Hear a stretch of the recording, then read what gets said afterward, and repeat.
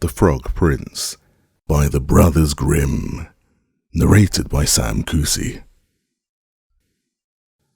One fine evening, a young princess put on her bonnet and clogs and went out to take a walk by herself in the wood.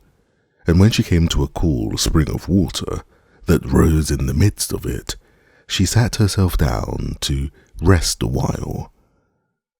Now, she had a golden ball in her hand, which was her favourite plaything, and she was always tossing it up into the air and catching it again as it fell. After a time she threw it up so high that she missed catching it as it fell, and the ball bounded away and rolled along upon the ground, till at last it fell down into the spring. The princess looked into the spring after her ball, but it was very deep, so deep that she could not see the bottom of it. Then she began to bewail her loss and said, "Alas, if I could only get my ball again, I would give all my fine clothes and jewels and everything that I have in the world." Whilst she was speaking, a frog put its head out of the water and said, "Princess, why do you weep so bitterly?" "Alas," said she, "what can you do for me, you nasty frog? My golden ball has fallen into the spring." The frog said, "I want not your pearls and jewels and fine clothes, but if you will love me and let me live with you and eat from off your golden plate and sleep upon your bed, I will bring you your ball again." "What nonsense," thought the princess. "This silly frog is talking.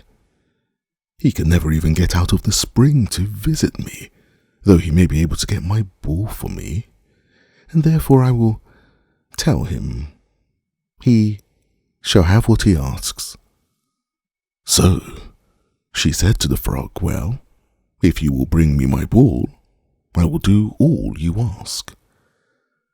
Then the frog put his head down and dived deep under the water, and after a little while he came up again with the ball in his mouth and threw it to the edge of the spring.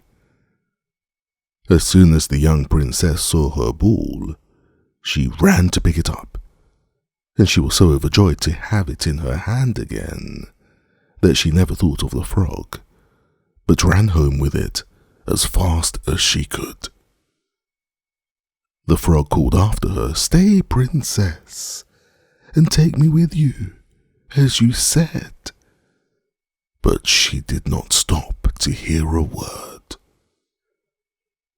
The next day, just as the princess had sat down to dinner, she heard a strange noise.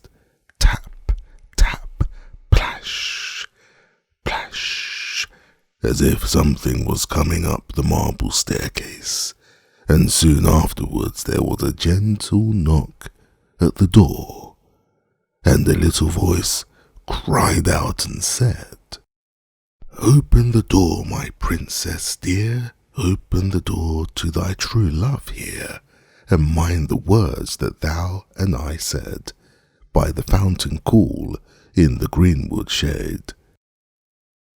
Then the princess ran to the door and opened it, and there she saw the frog, whom she had quite forgotten.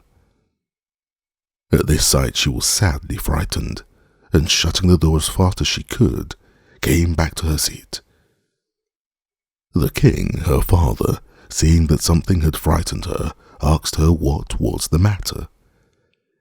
"There is a nasty frog," said she, "at the door, that lifted my ball for me out of the spring this morning. I told him that he should live with me here, thinking that he could never get out of the spring. But there he is at the door, and he wants to come in."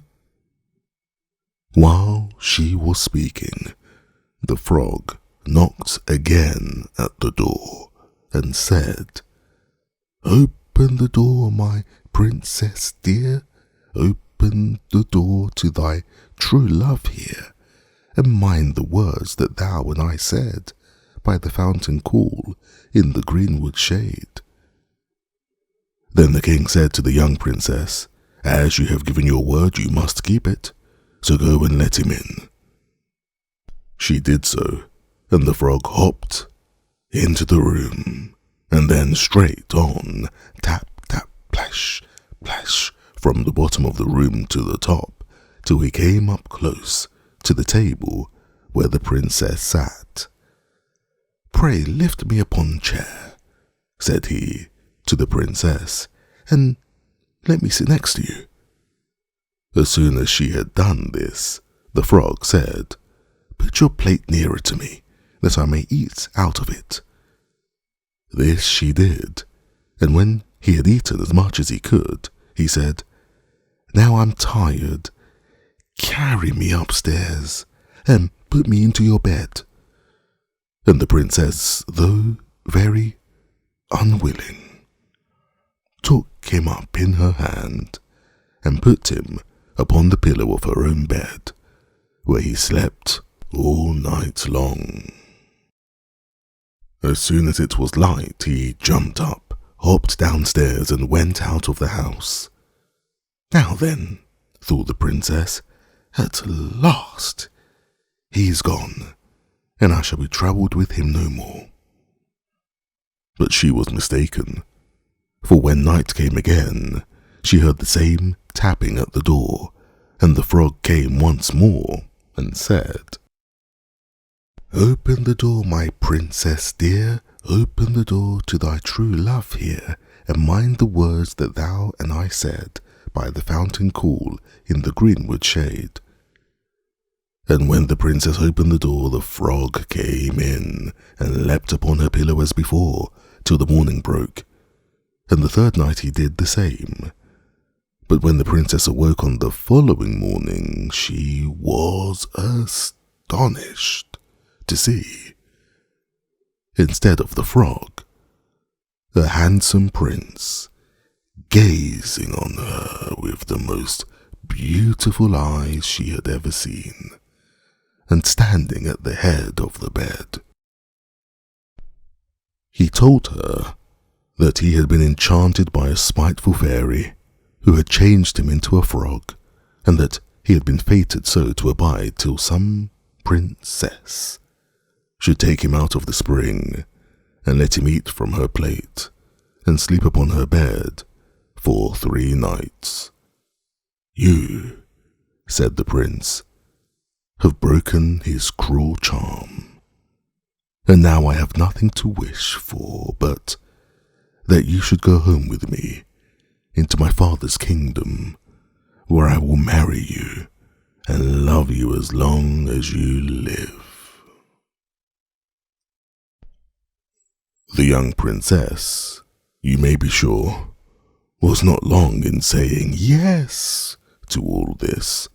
As they spoke, a gay coach drove up with 8 beautiful horses, decked with plumes of feathers and a golden harness, and behind the coach rode the prince's servant, faithful Heinrich, who had bewailed the misfortunes of his dear master during his enchantment so long and so bitterly that his heart had well nigh burst. They then took leave of the king, and got into the coach with 8 horses, and all set out, full of joy and merriment, for the prince's kingdom, which they reached safely, and there they lived happily a great many years.